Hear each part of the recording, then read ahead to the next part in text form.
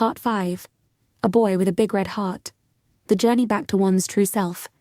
Kissing each other on the lips, Amory started giggling. Sean pulled back. Was I that bad? No, not at all, Amory replied, still laughing.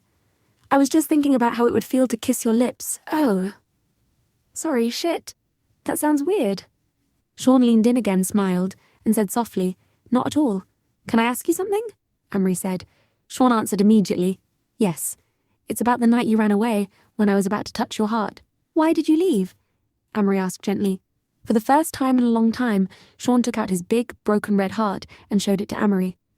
Wow, that's beautiful, Amory whispered, mesmerized. Sean looked away and began to tell him the story.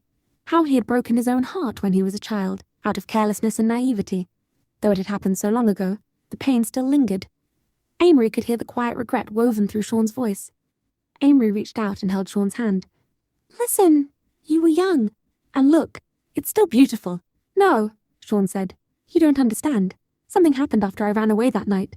What do you mean? Sean began to share the rest of his journey. How his heart had faded over the years, how he had hidden it away. And how, when he returned home that night, he saw it glowing with a soft crimson light. That glow, he explained, had been triggered by Amory's unconditional love. Amory's face flushed. Oh my God, no wonder people say I don't know how to hide my feelings.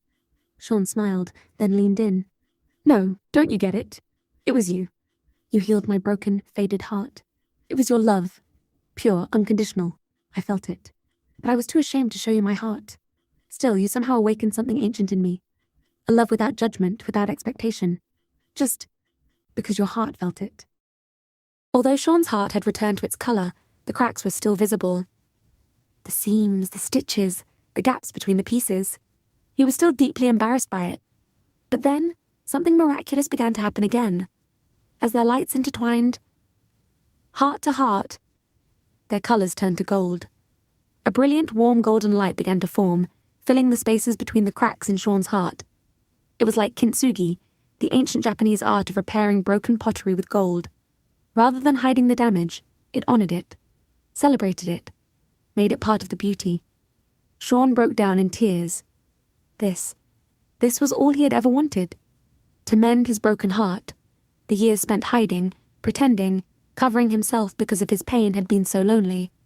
So many nights he had wondered if true love even existed. Once, he had just been a boy who wanted to give, to love, to share without needing to be asked. But the judgments of society, the expectations, the fear, taught him to hide.